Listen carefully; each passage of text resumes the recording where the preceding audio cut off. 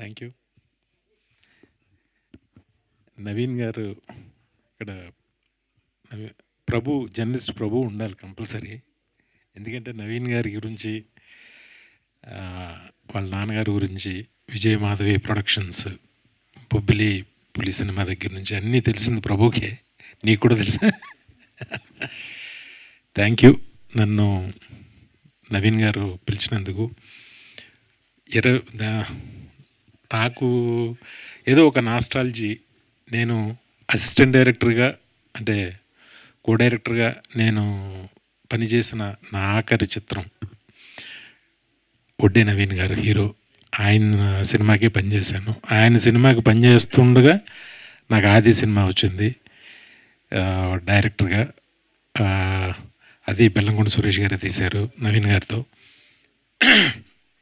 ఈయన సినిమాకే నేను స్విట్జర్లాండ్ వెళ్ళినప్పుడు నాకు ఎన్టీఆర్ పరిచయం. కానీ ఆదికి నాంది నవీన్ గారి సినిమా, అక్కడ పనిచేయటం వల్ల అది వచ్చింది.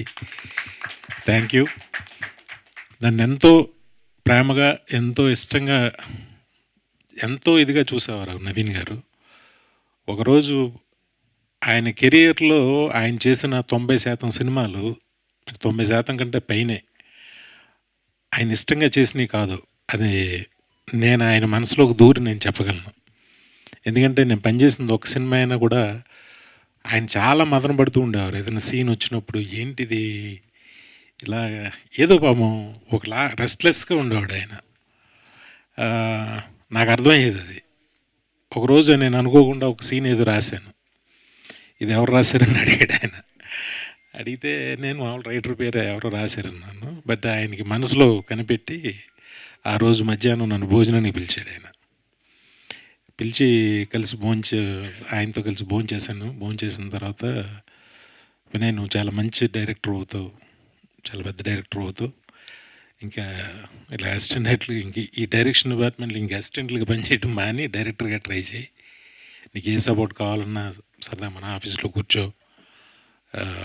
అది అని ఎందుకో నన్ను చాలా ఇష్టంగా చూసేవారు. Thank you sir. దానికి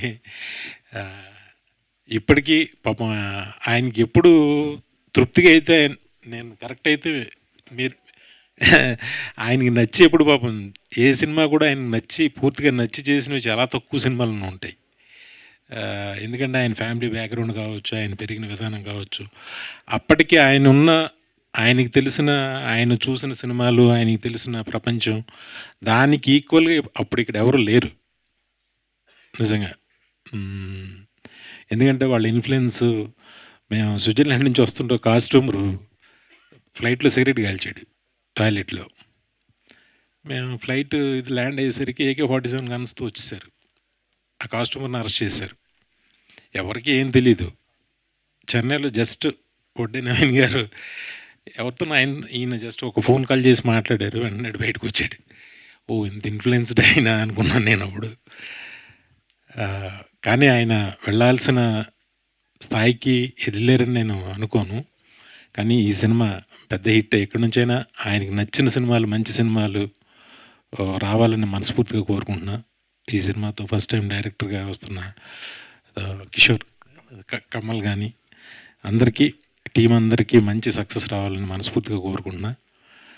అన్ని సంవత్సరాల తర్వాత నేను అప్పుడు మానేసిన తర్వాత మళ్ళీ నిన్నే ఆయన ఫోన్ కాల్లో ఆయన వాయిస్ వినటం, ఆయన్ని చూడడం. అప్పుడు ఎలా ఉన్నాడు, ఇప్పుడు అలాగే ఉన్నాడు ఆయన హ్యాండ్సమ్గా.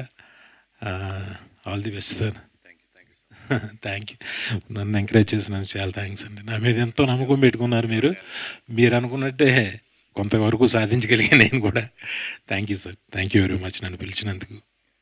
మిమ్మల్ని చూడటం చాలా ఆనందంగా ఉంది. చాలా ఎక్సైటింగ్.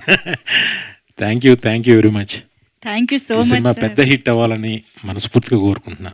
Thank you sir. హంబుల్నెస్కి కూడా ఒక ఇది ఉంటుంది సార్. నేను కూడా ఎంతో కొంత సాధించానంట సార్. మీ బ్లాక్ బస్టర్స్ ఒక రికార్డులు తిరగేస్తే చెప్పుకోవడానికి రోజు సరిపోదు. సో సార్, మీరు ఎంత సాధించినా సరిపోదు. అది కరెక్టే సార్. మీరు వడ్డే నవీన్ గారు ఒక స్టేజ్ పైన ఇలాగా రేర్గా, అంటే అనుకోకుండా ఇలాగా కోఇన్సిడెంట్ జరిగింది కాబట్టి ఈ సిచ్యువేషన్లో నేను ఒక క్వశ్చన్ అడిగేద్దాం అనుకుంటున్నాను. మొన్న కూడా సార్ ఇంటర్వ్యూలో జిష్ణు గారు కూడా కనిపించారు మాకు. జిష్ణు, సో ఏమన్నా ఆ అనుబంధాన్ని నెక్స్ట్ జనరేషన్‌కి కూడా తీసుకొని వెళ్ళాలనుకుంటున్నారా? లాంచింగ్ ఏమైనా ప్లాన్ చేస్తున్నారా? అవి కూడా ఇక్కడే మాట్లాడేద్దాం అనుకుంటున్నాం. నాకు నిజంగా తెలీదు. నేను ఇప్పుడే అడిగా. నవీన్ గారికి జిష్ణు ఇచ్చేస్తా. అని పేరొస్తే నేను అడిగా ఎవరని బాబా అని అన్నా. అవునన్నా. ఏంటి ఫిల్మ్ ఇంట్రెస్ట్ సినిమాలు ఇంట్రెస్ట్ ఉందంటే, లేదు చిన్న పిల్లోడు ఏదో అంటుంటాడు గానీ ఇంకా తెలీదు అని అన్నాడు ఆయన. అలాంటిదేం లేదు. ఏమో ఏం జరుగుద్దో ఎవరికి తెలుసు. ఇక్కడి వరకు వస్తామని ఎవరికీ తెలీదు. కానీ నిజంగా అబ్బాయి వస్తే నిజంగా నేను చాలా ఆనందపడతా. మంచి సక్సెస్‌ఫుల్‌గా అవ్వాలని కోరుకుంటా. 100%. యెస్. అండ్ ఆ లాంచింగ్ మీ బ్లెస్సింగ్స్ ద్వారా కూడా జరగాలి అని మనస్ఫూర్తిగా కోరుకుంటున్నాం sir. Thank you so much. So Naveen గారికి నేను అప్పుడే ఇవ్వను మైక్. లాస్ట్‌లో విందాం ఆయన మాటలు.